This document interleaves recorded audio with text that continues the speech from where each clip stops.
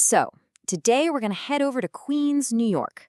We're going to look at a company that is completely rethinking one of the biggest, but maybe most overlooked challenges in healthcare. How do you even get to your doctor's appointment? All right, picture this. It's dawn in Queens. That early morning light is just starting to glint off the elevated train tracks, and you can feel that low rumble, the first train of the day starting its run. And right there, outside a community center, a whole fleet of vehicles is waiting. We're talking sedans, wheelchair vans, they're all lined up, inspected, gassed up, and ready to roll. The drivers are there, grabbing their coffee, checking their routes for the day. Destinations like Jackson Heights, Flushing, and Astoria. Now, you might just look at this scene and think, okay, it's another car service getting ready for the morning rush.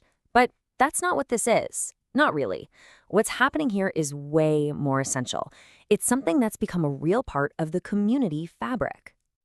You see, for this company, and especially for the people they're picking up, this isn't just about logistics. It's a lifeline. And who is this lifeline for? Well, it's for a grandmother in Jackson Heights who absolutely cannot miss her dialysis appointment. It's for a veteran in Astoria trying to get to the VA. Or a patient in Flushing who just can't get around easily. Queens is one of the most diverse places on the planet. We're talking over 160 languages spoken here. In a place like that, a reliable ride isn't a luxury. It's a critical link. It's the only thing connecting someone's home to the hospital. And that really gets us to the heart of the problem they're trying to solve. It's this huge unseen barrier. You can't always see it, but for millions of people, it might as well be a brick wall. I mean, think about how frustrating this must be. You're living in a massive city. There are hospitals and clinics everywhere. You might literally be able to look out your apartment window and see the exact building you need to get to. And still have absolutely no way to get there. It's just out of reach. If you use a walker, those subway stairs feel like climbing a mountain. The bus schedule, it never lines up with your appointment time. And good luck getting a standard rideshare that can handle a wheelchair. Suddenly, a few city blocks becomes this impossible journey. And this isn't just a feeling people have. The data is pretty shocking. A 2024 survey asked seniors what their single biggest barrier to healthcare was. You might think it's money or finding a good doctor. Nope. For a whopping 64% of them, the number one problem is just transportation. And the fallout from that? It's really serious. When getting there is just too hard, people are forced to make impossible choices. Get this. 1 in 4 seniors say they've just skipped medical care altogether because they couldn't get a ride, and 13% missed at least one appointment just last year. These aren't just numbers on a chart, right? This is someone's canceled treatment or a chronic condition that's not getting checked. So it's exactly this reality that gave rise to a company called Aki. Its founder looked at this whole mess and saw something different. This wasn't a logistics problem. It was a dignity problem. And this right here is the whole game changer.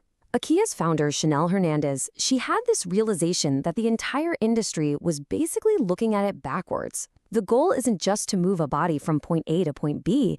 It's about making sure the human being inside that vehicle feels seen, feels respected, and actually feels cared for. So she started with an idea that sounds so simple, but in this industry, it's actually pretty radical. She said, if you want to give patients better care, you have to start by treating the people doing the work, the drivers, better. And that single idea completely changes how they operate. It builds a whole different model, one where the driver isn't just a driver anymore. They become something much more. So let's break it down. On one hand, you've got the standard way of doing things. It's all about logistics, efficiency, moving bodies. It's kind of cold. But then you have the Aki way. That's all about community, about dignity. It's the belief that the ride itself can be a part of the care. So how do they actually pull this off? Well, it's a pretty straightforward process. Step 1, you invest in your drivers. You treat them well, you pay them fairly, you respect them. Step 2, you empower them. They're not just gig workers. They're seen as an extension of the actual care team. And when you do those two things, step 3 just happens. You build real, lasting trust in the community. So what does that look like day to day? It means an Aki driver isn't just a person staring at a GPS. They're the person who picks someone up and thinks, they seem a little weaker this week than they did last week. They're the one who remembers that Mrs. Chen likes the heat turned up a little higher. They get that helping with a tricky seatbelt clasp is part of the job. And most importantly, they understand that being 15 minutes late isn't just an inconvenience, it's a massive breach of trust. It really is neighbors serving neighbors. Okay, so this is a really powerful story happening in Queens, right? But it's also a perfect window into a much, much bigger conversation that's happening all across the country about how we get people to the care they need. And believe me, the need for this kind of service is absolutely massive. Just look at this number. The non-emergency medical transportation industry is projected to be worth nearly $32 billion by 2031. That's not just a big number, it's a signal of a huge and frankly growing need. But what does a number that big even mean? It's really easy to just see it as a market size, a bunch of dollar signs.